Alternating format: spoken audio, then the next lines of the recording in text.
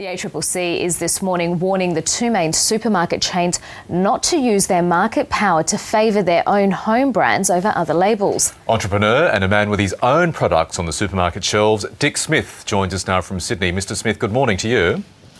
Good morning. Are you worried the ACCC is something of a toothless tiger here?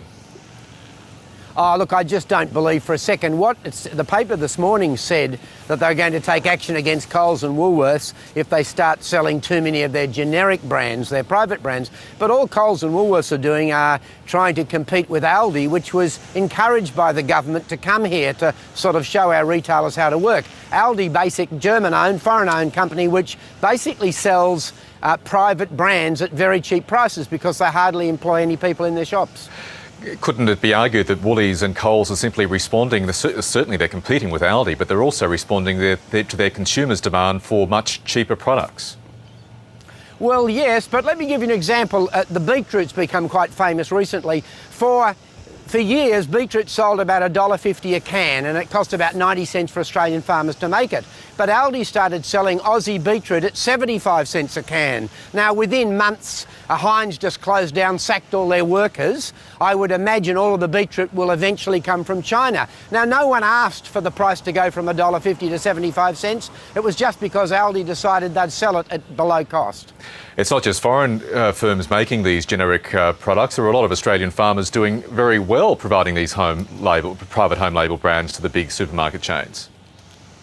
Look, in the short term, but I'll tell you what, if you're just going to sell on price, which is basically what most Australians buy at, it's natural to understand, just as we don't make TV sets anymore, China makes TV sets because the labour rate is lower, we won't actually grow anything here at all. Now, I don't think that's good. I think most Australians would like to know that we have a farming community. But with this ruthless sort of, I call it extreme capitalism now, beating the prices down even when we're not asking for them to go down, means in effect everything will eventually come from China. That's not what we want. As a food manufacturer, what's been your experience trying to get your products not just on the shelves but in fairly prominent places on the supermarket shelves?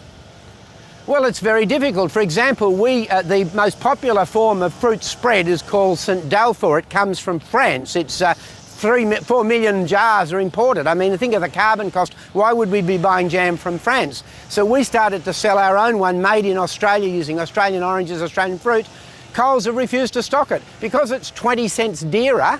They basically say, no, Aussies will only buy the cheapest. Now, if Coles won't stock it, we can't get enough quantity. So basically, it'll lead to Dick Smith Foods closing down.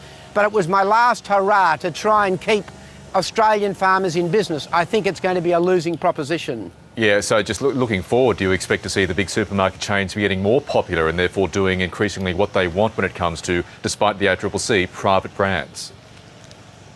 Yes, look, but it's amazing that the Australian public is not calling for lower and lower food prices. Already our food is incredibly cheap, but it seems to be what I call this ruthless extreme capitalism, where you've got the chief executive of Coles now getting $16 million a year, but the farmers and the process workers are being sacked because naturally Coles have matched the Aldi price, 75 cents for beetroot.